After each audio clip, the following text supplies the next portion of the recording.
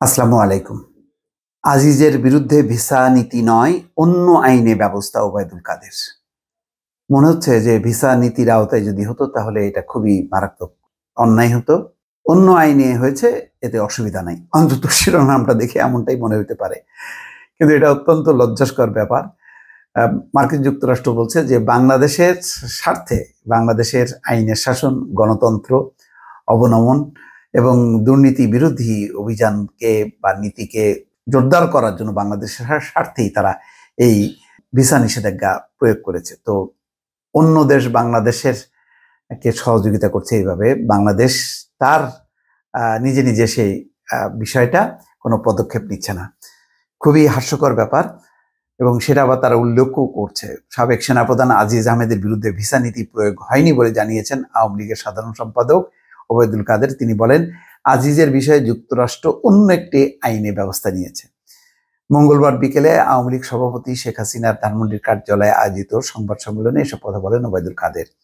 সাবেক সেনাপ্রধান আজিজ আহমেদের বিরুদ্ধে যুক্তরাষ্ট্রের নিষেধাজ্ঞা প্রসঙ্গে জানতে চাইলে ওবায়দুল কাদের বলেন, আমাদের পররাষ্ট্র মন্ত্রণালয় যেটা বলেছে, বাংলাদেশ মিশনকে জেনারেল আজিজের বিষয়ে অবহিত করা হয়েছে। তো জেনারেল আজিজের বিষয়ে যে ব্যবস্থা নেওয়া হয়েছে সেটা ভিসা নীতির প্রয়োগ নয়, এটি অ্যাপ্রোপ্রিয়েশন আইনের প্রয়োগ।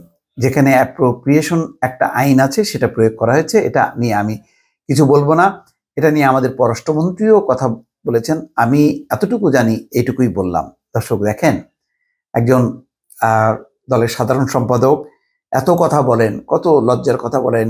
বিএনপি কে মানে হতাশ করেছে, লু সম্পর্কে উন্নয়ন করতে এসছে। আজকে এত বড় একটা ঘটনা, যেখানে অন্য না আইনে হোক আর এই আইন হোক সে আইন হোক, মার্কিন যুক্তরাষ্ট্র বাংলাদেশের দুর্নীতি, ক্ষমতার অপব্যবহার দায় একটা সাবেক জেনারেলকে এত বড় একটা নিষেধাজ্ঞা দিল। এটা তো লজ্জার ব্যাপার। এটা সরকার কোনো পদক্ষেপ নেয়নি।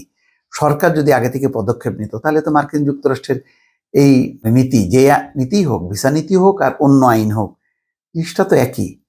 জিনিসটা আন্তর্জাতিক অঙ্গনে আজকে কি প্রমাণ হলো? আন্তর্জাতিক অঙ্গনে প্রমাণ হলো যে বাংলাদেশে একজন বড় জেনারেল, যিনি দুর্নীতি করেছেন, ঘুষ নিয়েছেন, যিনি ক্ষমতার অপব্যবহার করেছেন, তাকে জেনারেল পদে অর্থাৎ সেনাবাহিনীর প্রধান পদে তিনি নিযুক্ত হয়েছেন। এবং নিযুক্তির আগে এবং পরে দুই অর্থেই তিনি ক্ষমতার অপব্যবহার করেছেন, দুর্নীতি করেছেন।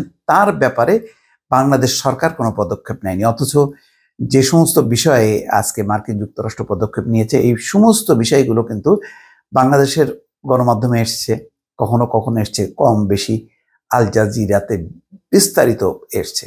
তখন বলা হয়েছে এগুলি ভোকাস, এগুলির কোনো বিশ্বাসযোগ্যতা নাই, সরকার এগুলিকে পাত্তা দেয় না, নানান রকম কথাবার্তা। আজকে কি দাঁড়ালো? তো আজকে পররাষ্ট্রমন্ত্রীও বলছেন যে অন্য আইনে হয়েছে, আওয়ামী লীগের সাধারণ সম্পাদক সেতুমন্ত্রীও বলছেন অন্য আইনে হয়েছে।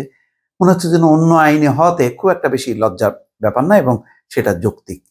আসলে কি এটা কি আমাদের জন্য লজ্জার না? দর্শক ভালো থাকবেন, আল্লাহ হাফেজ।